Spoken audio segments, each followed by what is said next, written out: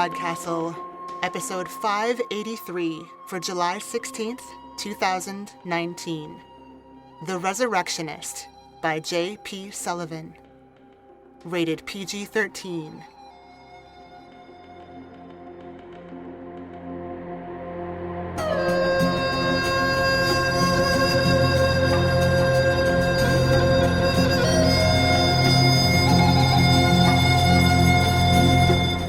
Hello and welcome to PodCastle. I'm your host, Setsu Uzume. You may remember this week's author from The Blue Widow, PodCastle episode 551. The Resurrectionist was previously published by Orson Scott Card's Intergalactic Medicine Show's August 2017 issue. It was written for you by J.P. Sullivan. J.P. Sullivan is an MA student and editor for manga publisher 7 Seas Entertainment. A graduate of the Clarion West Writers' Workshop in 2016, and grand prize winner of Baen's 2017 Fantasy Adventure Contest, Sullivan's fiction has since appeared in Beneath Ceaseless Skies, Intergalactic Medicine Show, PodCastle, and elsewhere. Recently, Sullivan's story, A Martyr's Art, was highlighted as one of the best SF stories of December by Barnes & Noble. This week's narrator is Wilson Fowley. Wilson Fowley has been reading stories out loud since the age of 4 and credits any talent he has in this area to his parents, who are both excellent at reading aloud. He started narrating stories for a wider audience than his wife and children in 2008 when he answered a call for readers on the PodCastle forum. Since then, he has gone on to become one of PodCastle's most prolific narrators. He's also narrated for many other podcasts, including all of the Escape Artists casts, Starship Sofa, Tales to Terrify, Beam Me Up, Cast Macabre, Dune Steef Audio Fiction Magazine, and the Journey Into podcast. He fits in all this narrating between his day job as a web developer in Vancouver, Canada, and acting in local theater productions, singing with friends, and looking for voice acting gigs. And now, make sure your consent forms are in order, and enjoy the story. The Resurrectionist by J.P. Sullivan, narrated by Wilson Fowley. "Yes, I can bring your wife back from the dead," I told the farmer, who had reasonable doubts about my abilities. "Just realize that it might not be what she wants." "She wants to see her children again," he said. He'd told me his name, but I'd forgotten it. Honestly, it's better that way. He had a smith's build, muscle on muscle, more beard than chin. I could tell at a glance he'd never had a crooked thought in his life. People like that are awfully hard to negotiate with. Thankfully, I have flat rates. She signed the consent form? The local chapel smelled like soot and incense. They hadn't cremated her. That triples the fee and gives me a dreadful headache besides. "I know I'm asking for a miracle," the farmer said. "You can really do it for 10 crowns sovereign?" "It's not a miracle," I might have said. "It's a clever utilization of certain natural laws, an inversion of a subtle current, and a trick played on God. Miracles assume His blessing, this process having none of it. But you start throwing around a word like resurrection, and people get all kinds of ideas. Did you bring the form or not?" He produced it. And there it was, in Hill Country Chicken Scratch, her name on the appropriate lines. There's a correct way of doing everything. Why should reanimation be any different? I said the words, laid the hooks and lines and rock salt circles. Not all of that's important, but the ceremony is part of the service. Like a funeral, it's for the living.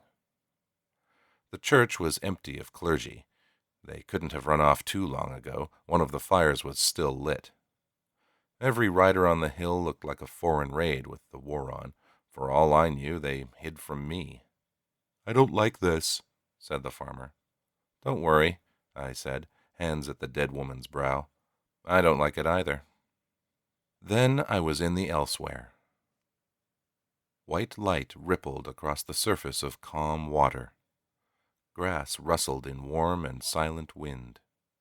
Overhead was a sky more blue than the one God painted, lit by suns numbered 17.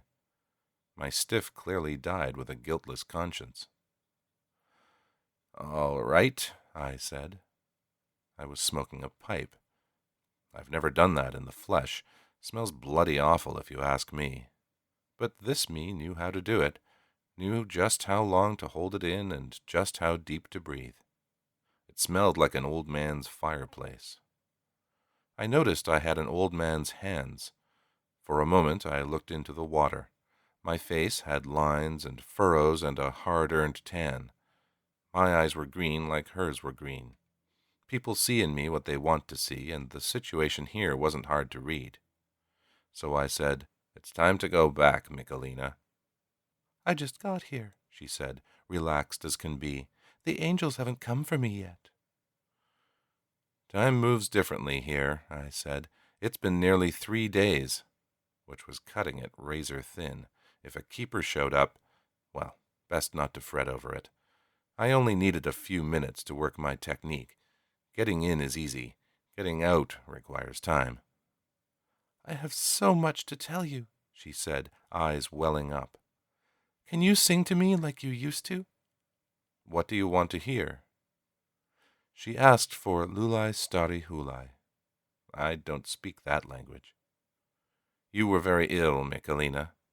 I crouched before her with the creak of an old man's bones. "But you're getting better." I took her hand. This, too, was part of the service. "Your husband misses you very much. Some day I'll sing for both of you." "He's a fool," she said, "and lazy. I never should have married him, and I hope he goes to hell." "He's not that bad," I said. Her look said, "Really?" But maybe I could have picked a better match. Even a father can make mistakes. She stared at me. "You're not my husband, are you?"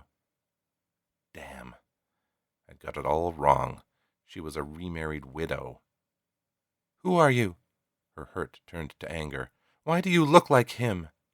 "Look," I said, "I'm really quite sorry about this." I punched her in the stomach. As it turns out, you don't need a body to be knocked out. The ocean began to roil. The white suns turned red. Behind me, I heard the scuttling of feet, the movement of the thing that watches the places in between worlds. "Martin," came the voice of the keeper. I heard the illusory earth creaking, could hear the stitching of the veils start to come undone. "Martin!" "Also sorry," I said, slinging the woman over my shoulder. She was as light as a passing thought. "Really not interested in a chat today." I raced for the water's edge. Water was always the way out. The ocean collapsed before me into an endless funnel, whirling downward ever farther. I jumped.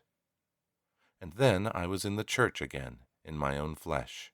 I smelled the incense and the soot. The farmer asked, "Is she—" The woman's eyes snapped open. The farmer gasped. Then her arms lurched forward. She gripped my throat and choked me. We struggled. I fell. My head struck the hard brass legs of a standing candle. My world spun and darkened until the farmer managed to wrest his wife away from me. All in all, another satisfied customer. A hierophant is entitled to free lodgings, but after being strangled, I had trepidations about sleeping under the same roof, or in the same town, as Michelina, so I sent for transport immediately. I knew things were bad when it arrived, not because of the rickety wheels, or because the cart was pulled by a crook-backed nag, or even the illegal battlefield salvage piled up as cargo. What really drove it home was the fact that the carter was a woman, which of course meant that most all the men were dead. She blew straw-colored hair out of a sun-browned face. Her question was straightforward. "Where are you headed?" I told her. "No way," she said. I showed her the money. "Hop on," was the new answer. I rode in back and watched the sky. The moon dawned by day that time of year. Susanna had always liked days like that. I don't like to think about her, but sometimes it can't be helped. The carter wanted to tell me all about the war. "Press gangs came out and took all the men between 14 and 50, she said. "If that doesn't tell you something, nothing will. Suppose I'm grateful in a way. Carting's good business. Reckon I'll keep at it after." "Why's that farmer still here?" "Clubfoot. Anybody what can work a trade, though, poof, they're gone, or hiding up in the hills where no one can find them, and certainly they can't do any work while they're up there, and naturally they still expect us to feed them, so what can you do?" "Good for the fields," I said, looking out at fallow grass. "Good for nothing," she said. "Old Bronislav's the only fellow left in the country what knows how to shoe a horse. They got the rest off making helmets, some damned place. I thought all the miracle men like you got hauled off besides. Where are you from?" "Close by," I said, pointing. "Off that way." "That true?" It was, nearly. "No," I said. We didn't see a soul for 3 days, and it was dark when we hit the border. The army was under muster. Their campfires lit the night like so many sparks, a few hours off yet, but no less inevitable for that. Fires were already burning in the city by the time we arrived. In a week or so it would all be gone. I wondered, academic, if you could classify what the prince was doing as a kind of amputation. I've done a few. Hierophants are doctors before anything else. "There's Yamborek," said the carter. "Not sure what you're looking for." Perhaps a few people willing to let me save their lives. "When I die," she suddenly told me, "I'm going to stay dead. The cost isn't worth it." "That's a superstition," I said. "There's nothing to prove otherwise, either." I had a few persuasive philosophical arguments on the merits of resurrection. I prefer the utilitarian, but the cart lurched to a stop. Took me a moment to see why. 3 men hung from the strongest branch of a burned-out tree, no leaves left to hide its angles. 3 more were tied around its trunk, and another 6 were discarded, no space left for them, even in death. Not a single one of them had eyes. My knuckles tightened until they were white. "We should cut them down." "No chance," said the carter. "That's how they punish deserters. It's not right. We do it, we'll be next." "I know who did this," I said. "Everybody knows about Tomasz, and if he's here, I'm gone. He puts women into service, too. You know what kind." I didn't argue. It was only another hour or 2 to the city anyway. I got out and walked. Of all the people who survived the war, it had to be him. Isn't much that separates the new faith from the old, but it hasn't stopped the princes from using the split to justify fighting all the wars they'd been wanting to fight for ages. The old faith holds that God is a woman. The new faith holds that God is a man. Seems a petty difference, but then folk like me believe that God is above dualities of form, and we're, of course, hated by everybody. I weathered that disdain as I passed the gates. The stole of a hierophant is rarest azurite weave, a color to catch the eye. No one would fail to notice it. Some of the other remaining practitioners find it easier to do without, but I wear mine openly. That was mostly stubborn habit, but I've got pride, too. I'm doing the right thing, regardless of what others might believe. Smoke lay heavy in the air.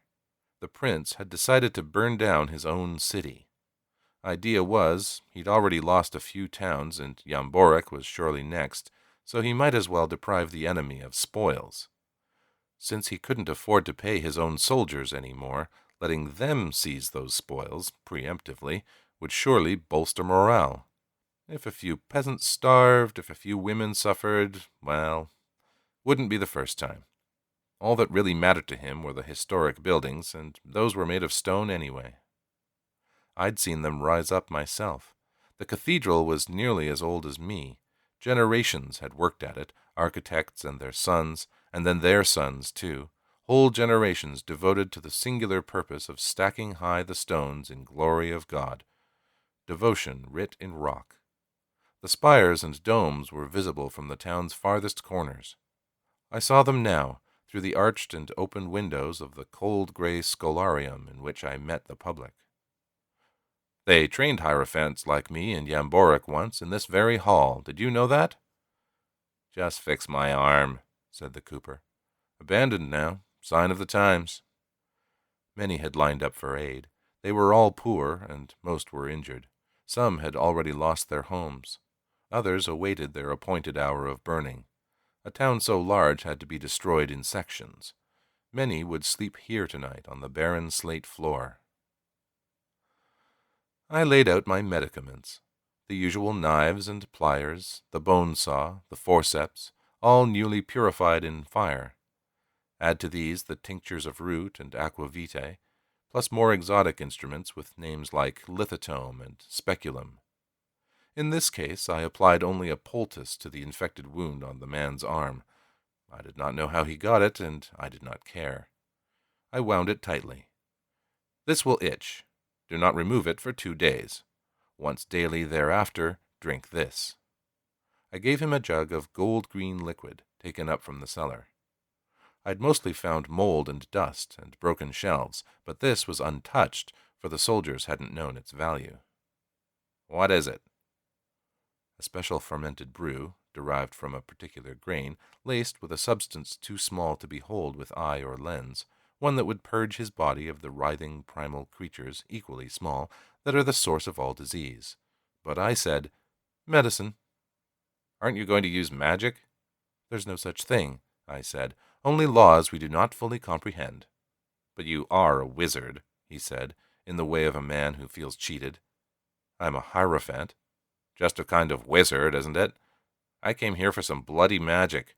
At the price I paid, I expect some bloody magic. Internally, I sighed. I work with light. That's really all I can do. The soul, as it happens, is a kind of light. But I bend all kinds. So I stared at the jug and played my trick. The light within it stirred, just briefly. I knew the cooper saw it glow. Conspiratorial, I told him, I don't have enough potions for everyone. Just keep it quiet, all right? That satisfied him. Everyone wants to feel special, after all. I worked through the line. Most folk cursed me on their way out. I had grown used to that. I derived satisfaction from helping them, regardless of their spite. They wouldn't have come if they didn't know deep down that it was the right thing. Last of all came the child. I appreciate children. They are not yet old enough to understand why I must be hated. Unfortunately, this one came to me unconscious. His family carried him, 5 of them, parents and siblings, and a pox-scarred uncle. 2 wore motley, and another lugged a time-worn harp. Performers, camp followers maybe. I studied the boy's colorless face. He took a fever, said the mother. I touched his brow and found it cold. Seems to have broken. Did this morning. His breathing's gotten weaker since. Can you help him? The boy's family didn't know he'd died. I did. A touch of my fingers to his neck confirmed it. How old is he? Only 7. My gut tensed to hear the words. The father lost it then. He threw himself to his knees, begged me for the miracle their God did not provide, the life of their son. The uncle, more sober, said that they could not pay me, but they hoped that I would help. I can help, I promised them. I can even resurrect the dead. Silence answered that. Silence and smoldering disregard. I saw their necklaces, the heavenly wheels, the mark of true believers. I tried to distract them. You're musicians. Even taciturn folk enjoy talking about their trade. I always wanted to be a musician. They stared at me, grave and unresponsive. I kept talking. They say there's orchestras that play by the water in Terracing down south. Never did go see myself. What I was really doing was stalling for time. If I told them the truth, that their boy had already expired, they would never let me save him. The smart thing to do would be to walk away. A resurrection without a permit was a killing offense. You care too much, Susanna had told me once. I looked at the child, and I knew she was still right, even now. I'd already made my decision. I laid my hands upon his brow, and it began. The boy's elsewhere was vast and wet and empty. He sat at the center of a scarce dry land. Around him was an atoll, and the waters of a dark lagoon. The sky was twilit, an amber color, not quite like our sun. I descended to the island on wings of thought, and I saw him look up, shivering. Come, I told him, my voice like those of the angels in the stories of the church builders. Do not be afraid. I wore the armor of heaven and carried the spear of justice. Am I going to see God? He sniffled. Liquid ran from his nose even in this insubstantial place. I don't want to. I want to see my mother. It is not your time, I told him, with the gravity of the divine. I held out my hand. Return with me to earth. Speak to no one of what you have seen here, for this place is sacred. He agreed, and he came. Water was always the way out. We walked beneath the waves and awoke in halls of stone. His eyes shot open, and his family gasped their joy. To them it was the spellcraft of an instant. But then he told them, I saw the angels. He did not spare details. They looked at me. If they did not know, they suspected. So they went straight away to the army. If we're keeping track, and I do, I can tell you that I've resurrected 67 persons from the dead. Most of those were in the early days, when we did not fully understand the practice. Imagine the joy. There was something after death. We'd proved it. Even if we could not know the afterlife in its fullness, we'd stood upon the precipice and gave back the dying the rest of their rightful years. Churches flourished with devotion. The Hierophants became the most prosperous order of magi. The medicinal sciences made great strides, funded by the price of second life. The trouble started when the family of a Turnish duelist wanted him brought back to life a second time.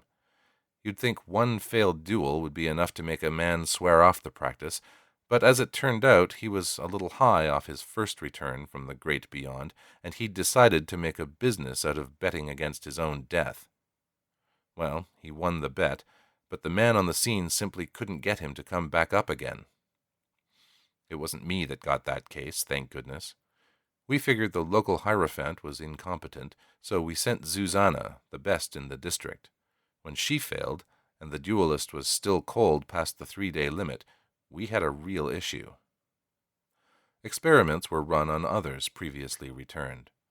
When they met their death, be it of old age or subsequent accidents, we were there to check. The results were consistent. If someone had already been brought back to life once, there was no helping them. You couldn't even perceive their spirit. There was nothing left of them at all, not even a whisper of the soul. We all realized what this meant, even if none of us wanted to say so aloud. An enormous bribe kept the duelist's family happy. They hadn't approved of his hobby. But from then on, it was a losing battle. Some people just can't stand prosperity. You'd be stunned how many previously irresponsible people eventually returned to the same bad habits that got them dead in the first place.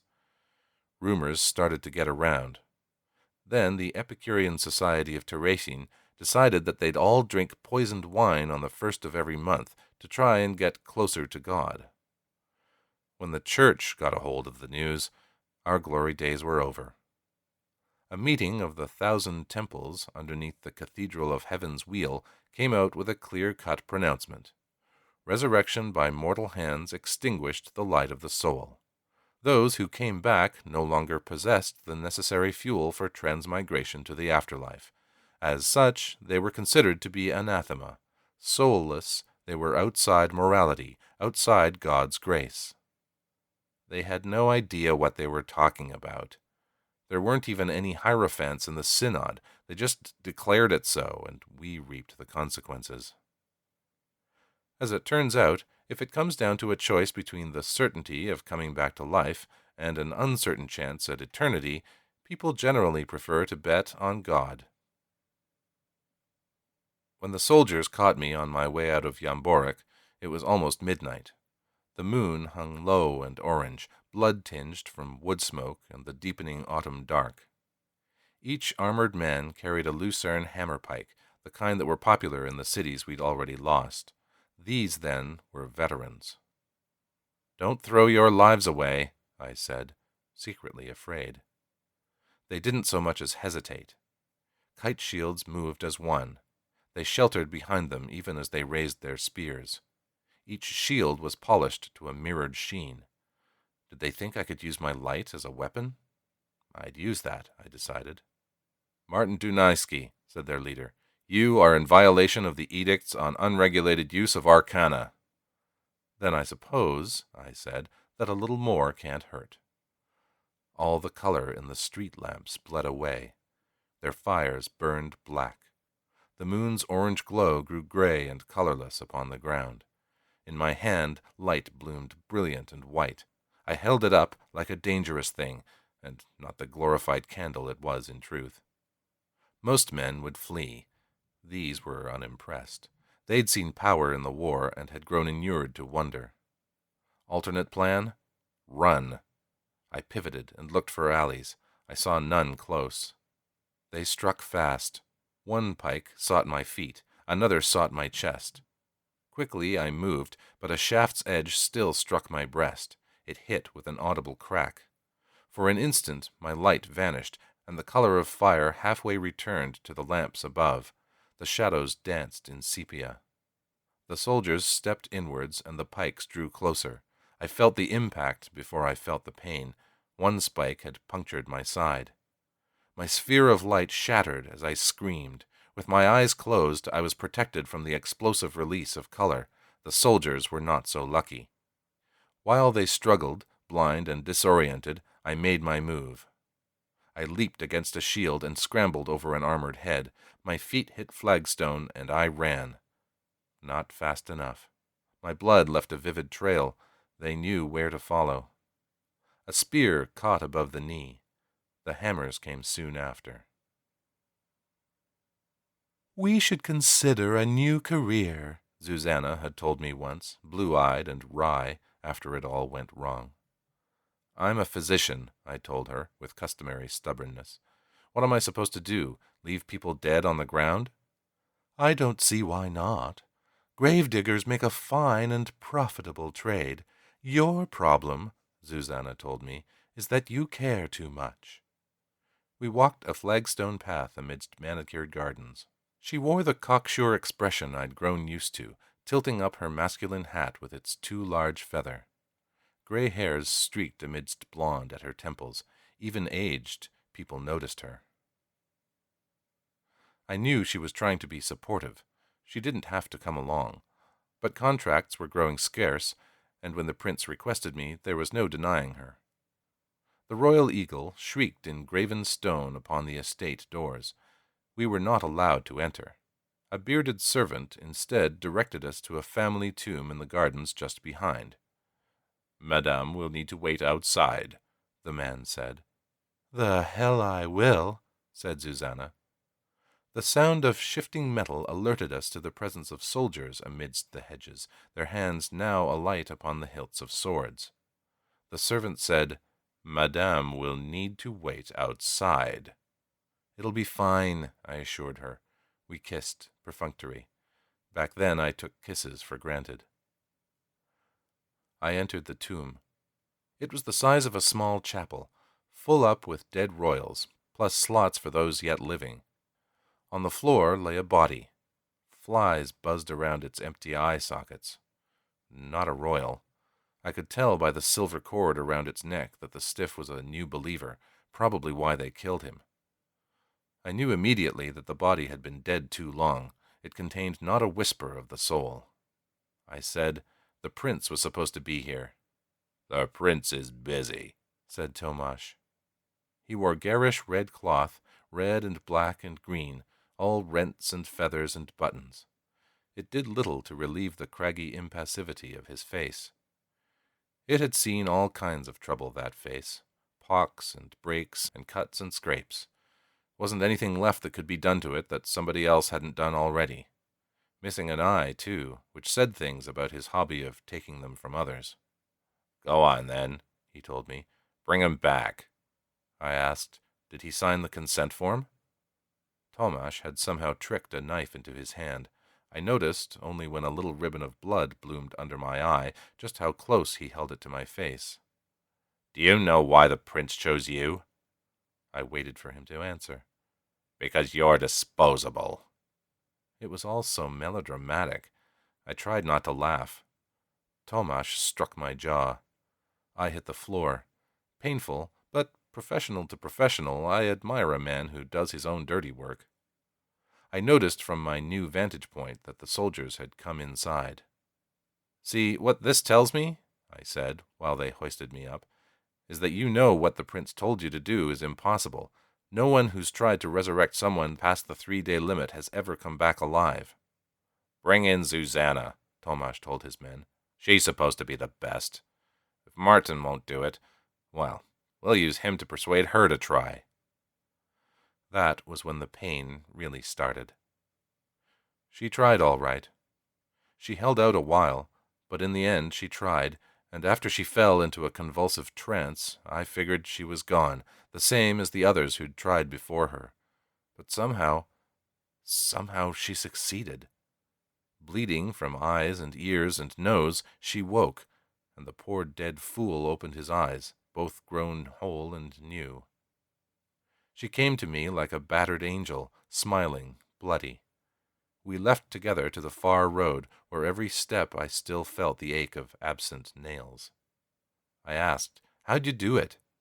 She waited for me to say something else. I forced the issue with silence.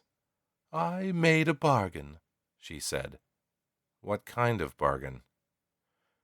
"Didn't you say you wanted to learn how to play the lute? Well, with the money the prince gave us, we can buy you 7 of them, and lessons besides. Time you settled down, open a practice. Always broke and wandering, blowing into my place of a winter. It's no way to live." "What kind of bargain?" Her voice turned stern. "Do not speak to them.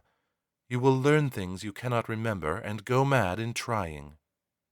I meant to ask her which them she meant, but as she spoke her shadow lengthened. Across the ground it bled, spreading towards me like spilled ink. She touched cold fingers to my jaw, tracing the lines of a smile I did not wear, as if suggestion might make it come. "Someone's got to look out for you," she said. "Goodness knows you do a terrible job at it. Might as well be me." Then I blinked, and saw only the shadow cast by the sun and Susanna's conciliatory grin. I was just imagining things, I consoled myself. "You know," the prince told me, "I was really hoping we could do this over tea." I woke up hanging upside down in what I think was a wine cellar. The giant barrels indicated as much. Probably the cathedral. They were using it as a command post. "You don't say." His Highness, the Prince Velostin, was getting on near 40, with not a single gray hair. His uniform was pristine white and had quite a lot of medals pinned to it. Several of these were his own invention. He told me, "I suppose I could have been more explicit about stipulating unharmed as well as alive, but, you know, the Red Banner boys have a lot of steam to blow off." They'd done me the favor of binding my stab wounds. "Why am I hanging from the ceiling?"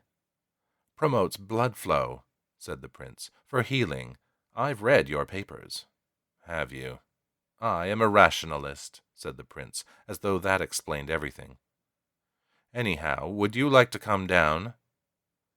Soon enough I was hobbling along after him. The leg wound hadn't been too deep. "The way I see it," the prince told me, "this is excellent fortune. There's so few of you lot kicking around these days. Real hierophants." "Mostly we just train physicians now," I told him, struggling with the stairs. "I've heard about you in particular. A pity about that woman, Susanna. I didn't sign off on that, you know." "I don't want to talk about it."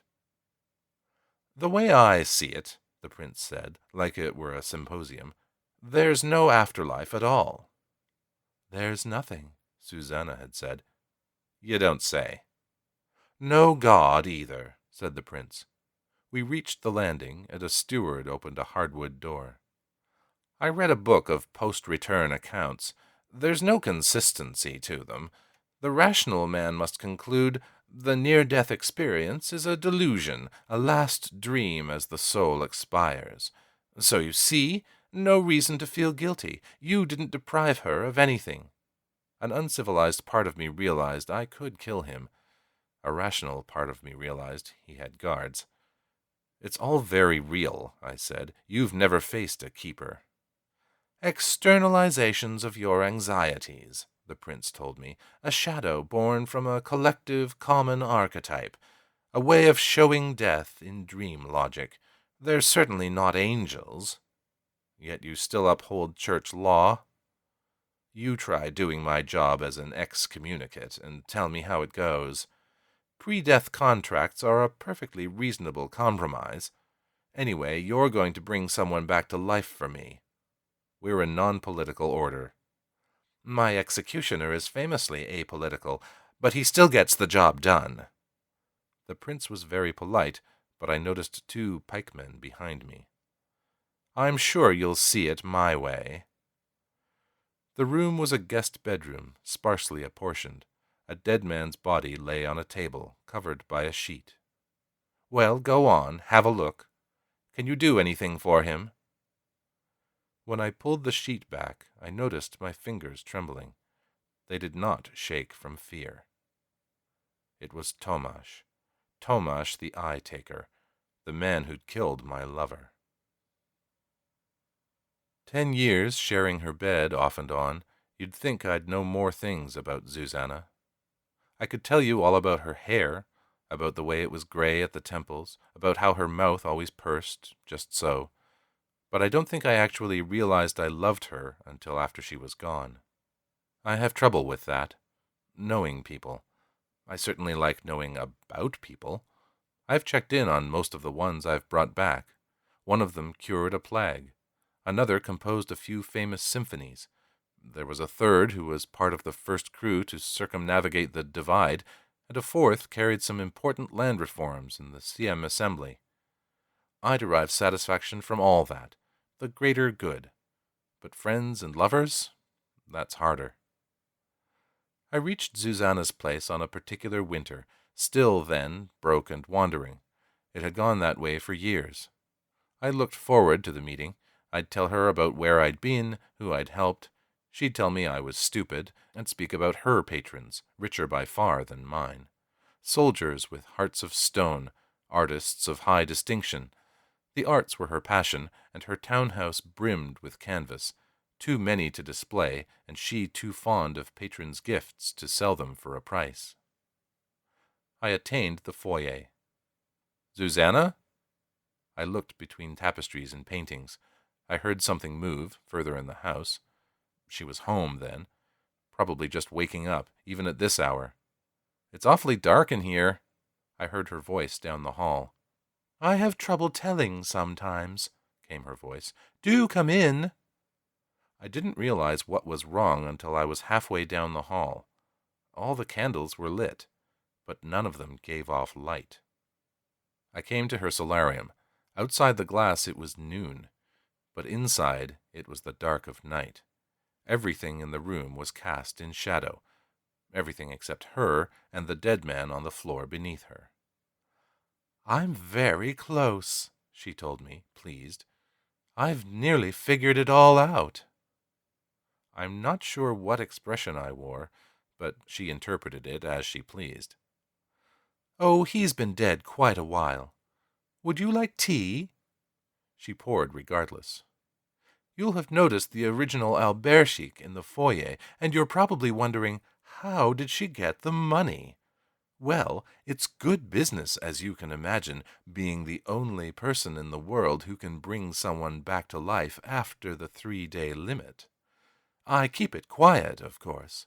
Discriminating clients. I'm wondering now about trying someone really far gone. So many poets, you know, die young." "Whatever you're doing," I told her, "you need to stop." "Rather too late for that now.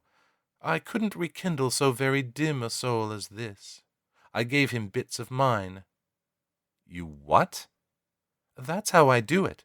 It's no different from taking some oil from one lamp to light another." "You'll run out." "There's a lot of soul in a person," she told me, fifth finger extended while she drank. "You hardly need most of it. Imagine all the people I've helped. I thought you, of all people, would understand that." That's fine for them, but what about you, your afterlife? There's nothing, she told me with a little laugh. There's nothing beyond death, only a final dream. Oh, I know that for certain now. And isn't it far better to be awake?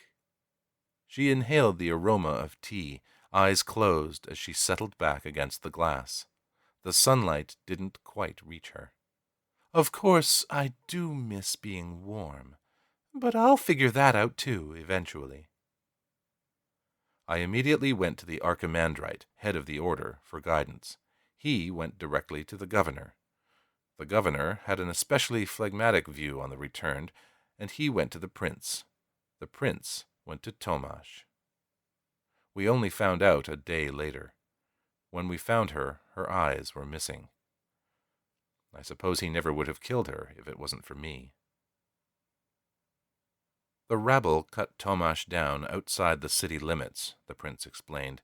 Desertion had got to be an issue, and he had to make an example, but there was more resistance than anybody expected, and Tomasz took an arrow to the stomach. Anyway, a man like that was worth a whole division. Puts fear into the enemy ranks. Could I do it?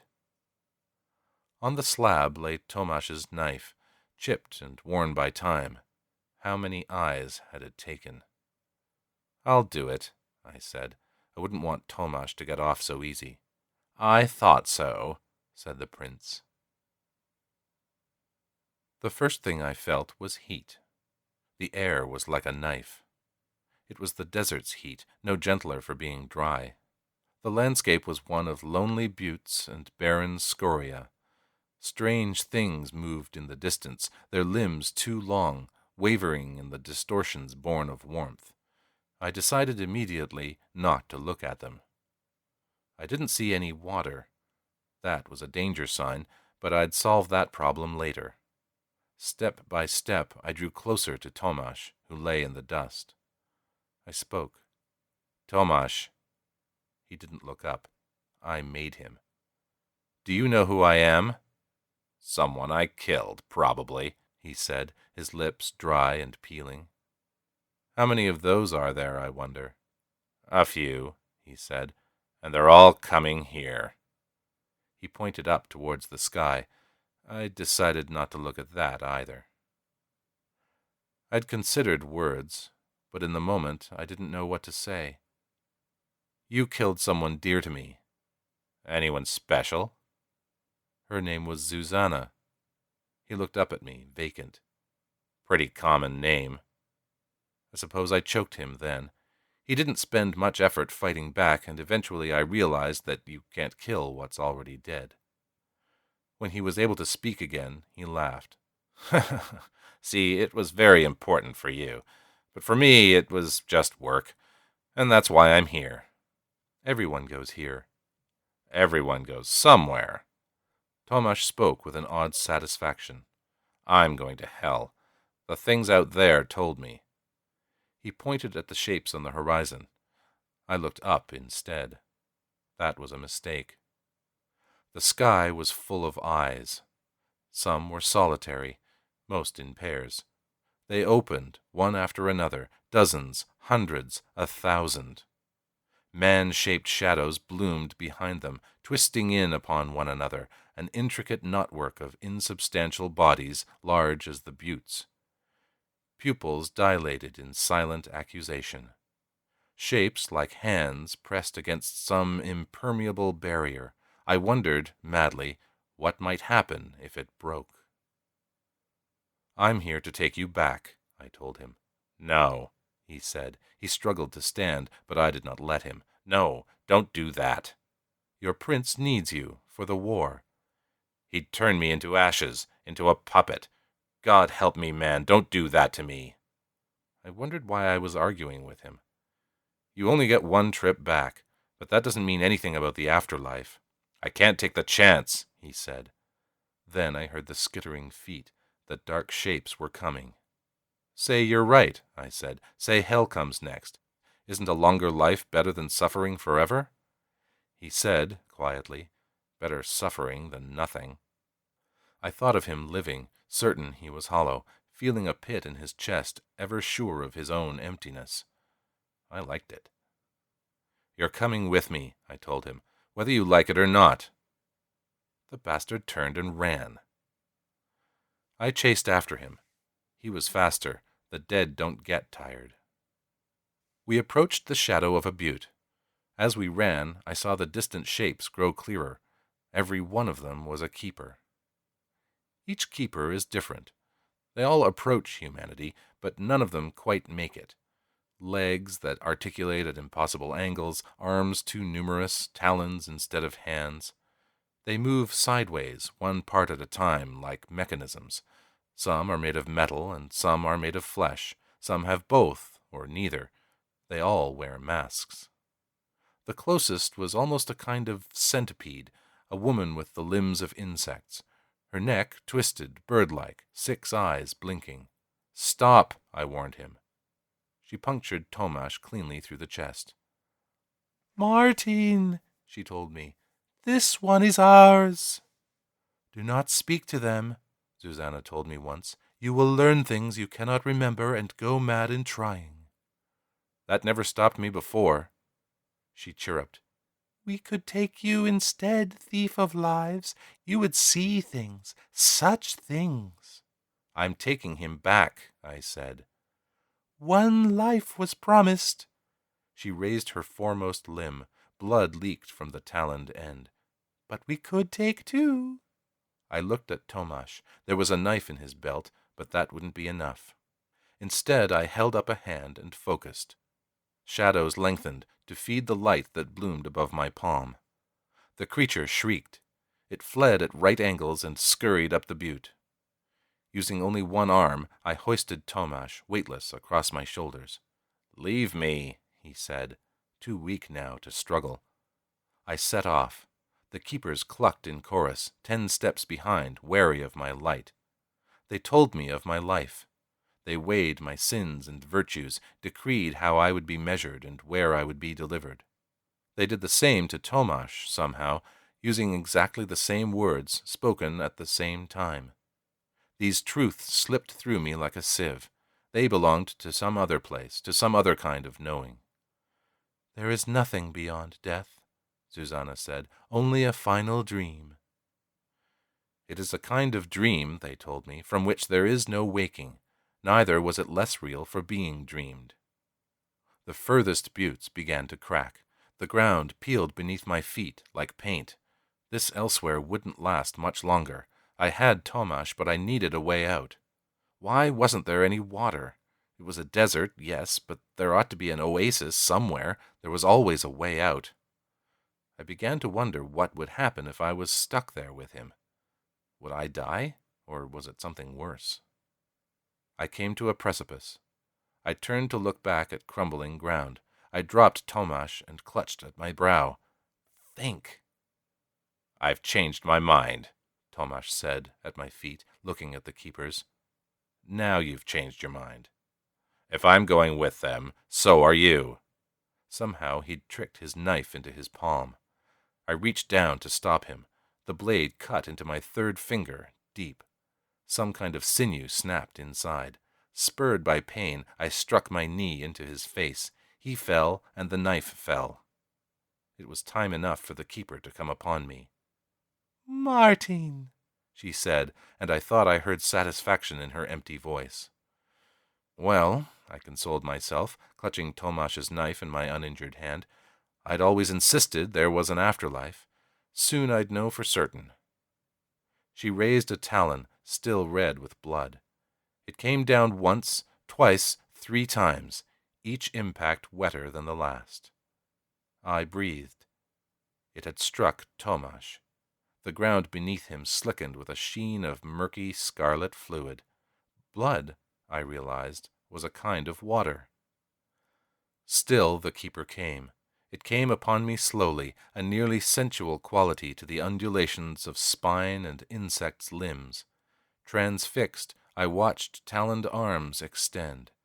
Gently, so gently, 2 points brushed my throat, tracing the line of a smile I did not wear. "Please," I whispered, all my courage gone. I stepped back. My boot sank into the blood below. More leaked from my throat, so finely kissed by razors. "Come and see," she offered me. "Come see what lies beyond, the life you take from others." Quietly, I told her, "Please, no." One by one, the keepers removed their masks. The woman's face was familiar. I do not remember it precisely, but I remember screaming. Then, through blood, I fell. The prince asked me, "Have you started yet?" The room was very quiet. Perhaps 2 seconds had passed. I waited a long time, staring at the body. Then I looked at my hand, fascinated. My third finger was slowly dying, turning gray. The prince watched in open horror as darkness spread across my neck, a livid internal wound. The wounds, suffered elsewhere, manifested in real flesh. Something weighed down my hand. Tomasz's knife, a bloodied copy to the one upon the slab, down to the individual notch. The prince noticed. "Where did you get that?" A thin line of flesh split along my neck. Blood ran in scarlet trickle. "Elsewhere." The prince eventually asked, nearly whispering, "Where is Tomasz?" I placed the knife in the prince's hand. One after another, I closed his fingers around the hilt. An errant droplet of my blood stained his pristine cuffs. Tomasz didn't want to come. The prince's fingers tremored, carefully but incompletely concealed. "I need him, Martin. You see how the war's going." He felt guilty, I lied, worn down by life. "Damn it, if I could just talk to him." I looked at the body. "I told him you needed him. He said he'd rather go to hell." Behind the prince, I sensed the growing discomfort of his guards. "We've got other dead," he finally said. "Young men, good men." I saw the manipulation for what it was. Somewhere in the back of my mind, I heard a woman's echoing voice and saw a keeper's familiar face. But like a dream in morning, it refused to be grasped. Something was waiting for those young, dead men, something beyond the elsewhere. Even without me, they'd be all right. I felt certain. It was only the reason that I could not describe. I unwound the Hierophant's stole from around my shoulders and left it on the slab. I approached the door. The prince objected, but no one stopped my leaving. Some years later, I stopped in Terezin, where the river becomes the sea. It is a cold place with warm people. There are 100 kinds of fish, and water is harder to get than vodka. Seagulls wheeled above the docks, where players chased the dream of patronage. Harp and lute and viol competed for attention, each performance a bubble of sound that pressed up against the others. "You're terrible," a man told me as he dropped a copper in my hat. "You'll never make it here. Who do you think you are?" "A musician," I told him. And his sneer didn't make me wrong. I earn more coins than some. The missing finger, I think, inspires charity. It'll have to do anyway until I'm less awful, and even being awful isn't so bad. When the sun dipped low, I packed my things and walked the sand out to where the orchestra plays before the waves. There was a performer there, a lutenist, one I'd traveled a long way to see. She'd grown famous after the war, wandering up and down the coast, singing songs of husbands lost and children never born. Her name was Michalina, a woman twice widowed. Our eyes met for a time. First, she showed suspicion, then recognition, and soon a quiet and abiding hate. I wondered what words we might share when the concert ended. I sat on the waterfront and listened to the strings, the sound reflected off of dusk-dark waters.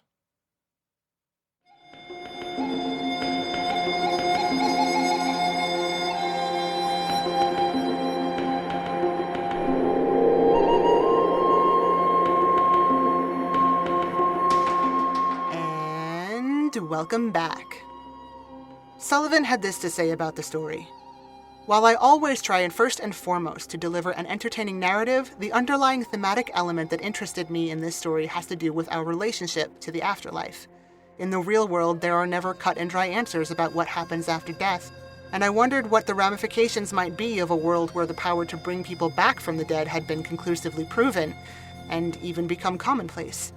It seems at first like it might be tantalizing proof of the afterlife, but in this case it only complicates everyone's understanding, raising muddy new questions about the nature of life and death.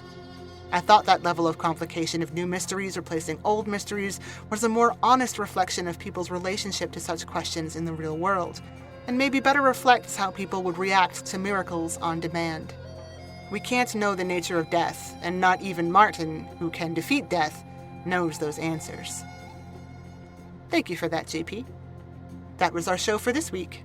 On behalf of everyone here at PodCastle, our audio engineer Peter Baravesh, our forum moderator Ossicat, your co-editors Sheree Clark and Jen Albert, along with all of our fantastic first readers, Crystal Claxon, Matt Dovey, Aidan Doyle, Ebony Dunbar, Amalia Harrington, Kai Hudson, Ekpeki Oganachoe, Devin Martin, Catherine McMahon, Ace Ratcliffe, Julian Jarbo, Craig Jackson, Julia Patt, Hamilton Perez, and Eleanor Wood.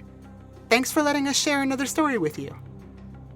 PodCastle is part of Escape Artists Incorporated and is distributed under the Creative Commons Attribution, Non-Commercial, No Derivatives 4.0 International License. Feel free to share it, but don't sell it or change it. Our theme music is by Shiva in Exile. If you like what you heard of our episodes, head over to patreon.com/EAPodcasts and subscribe. We'll be back next week with another tale. See you then.